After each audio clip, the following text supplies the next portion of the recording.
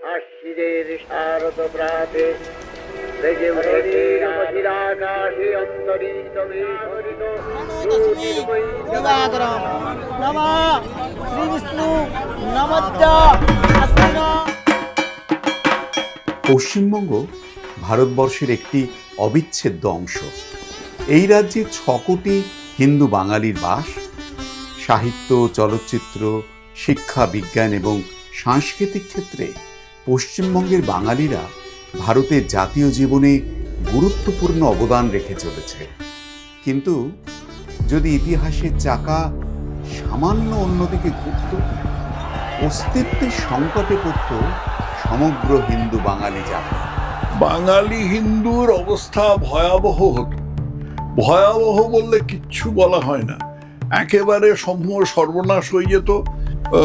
কিছু ইউরোপের জাতি আছে যারা একেবারে নিশ্চিহ্ন হয়ে গেছে, যেমন এই গথ অথবা ভ্যান্ডাল, এদের মতন বাঙালি হিন্দুরা হয়ে যেত। 1947-এ ভারতের স্বাধীনতার ঠিক আগে তৎকালীন বাংলার ক্ষমতায় থাকা মুসলিম লীগ তীব্র দাবি তুলেছে, সমগ্র বাংলাকে তুলে দিতে হবে পাকিস্তানের হাতে।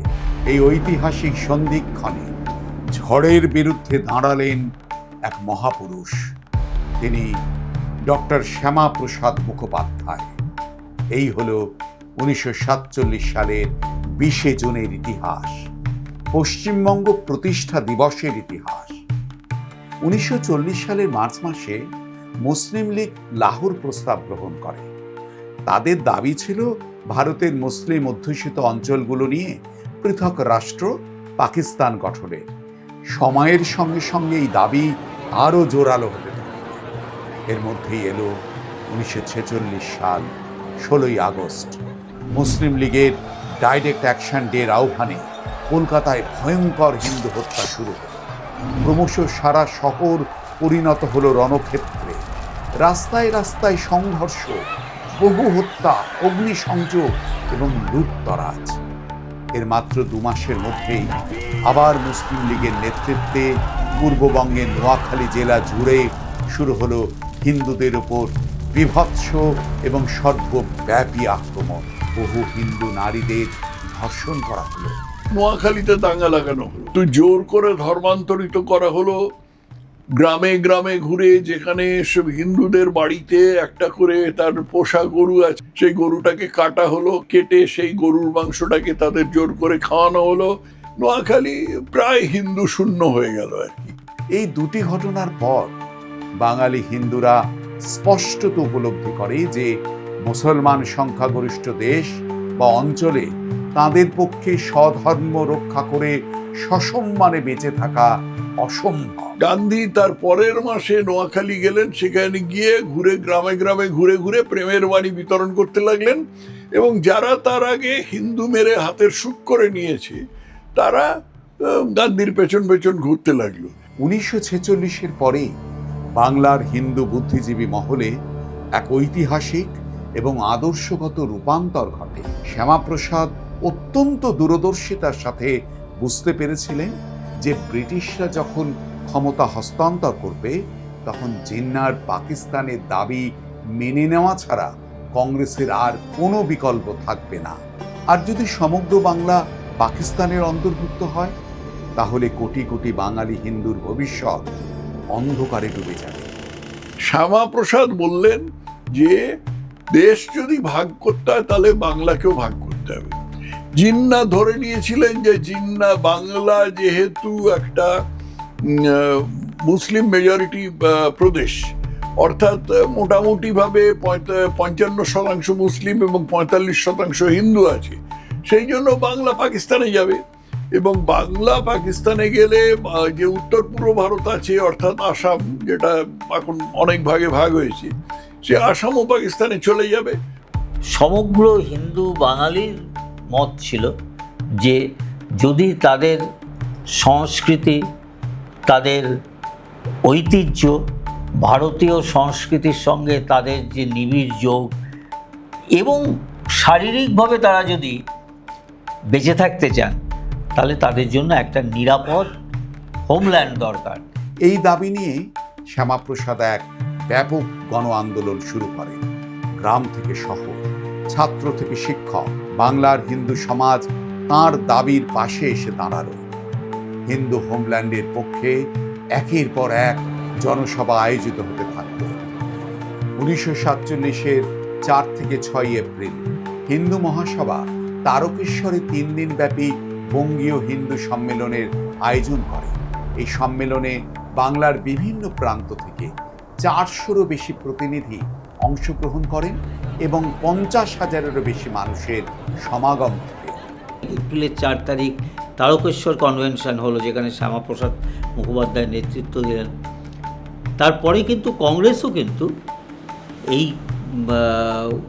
প্রস্তাবটি গ্রহণ করলেন যে আলাদা একটা পশ্চিমবঙ্গ গঠন দরকার। শ্যামাপ্রসাদ বাংলার কংগ্রেসের সঙ্গে খুব দীর্ঘ আলোচনা করতে লাগলেন এবং আলোচনা করে কংগ্রেসের এতে সমর্থন পেলেন। পুরো বাংলা চষে বেড়াতে লাগলেন এই মাথা থেকে ওই মাথা পর্যন্ত, এবং বললেন যে বাংলা ভাগ করতে হবে।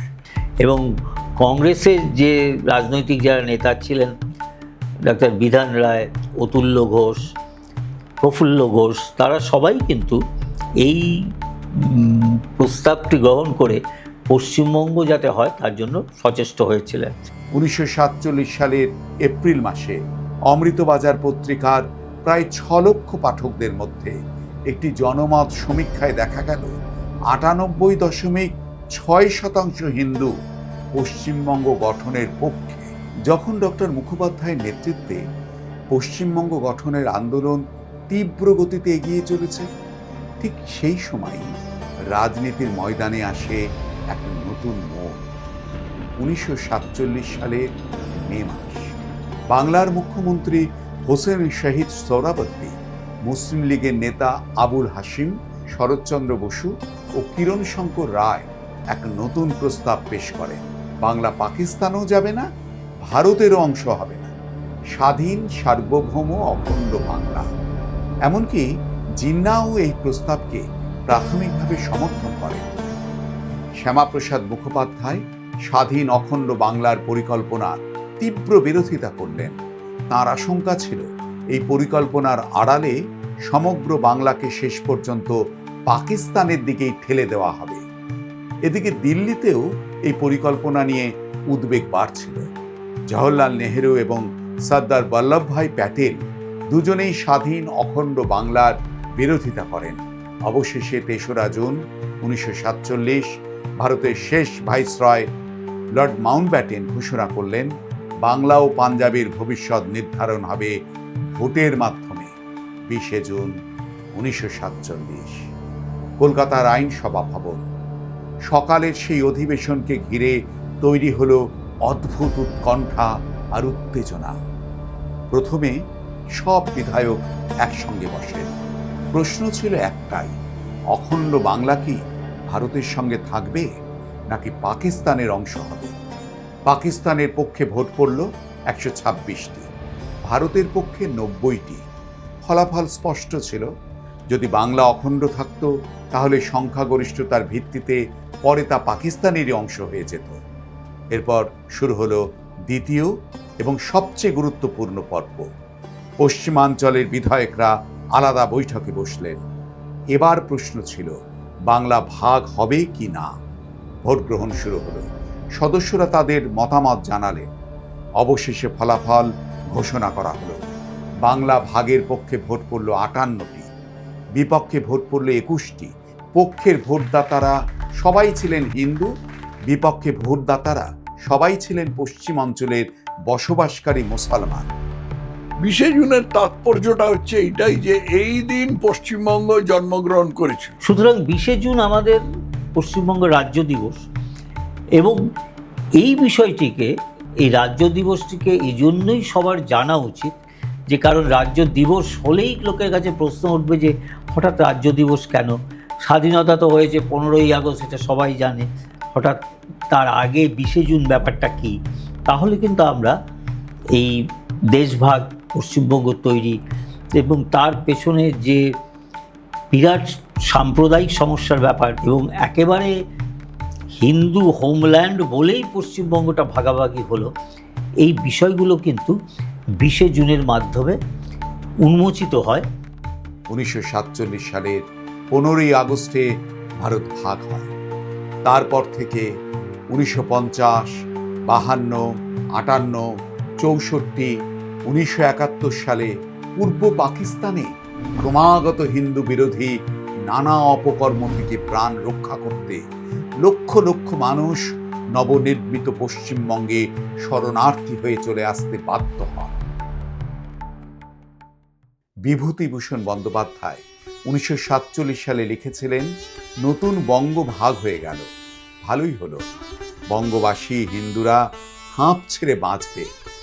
দীর্ঘ অপেক্ষার পর 20 জুন পশ্চিমবঙ্গ দিবস তার যোগ্য মর্যাদা ফিরে পেয়েছে।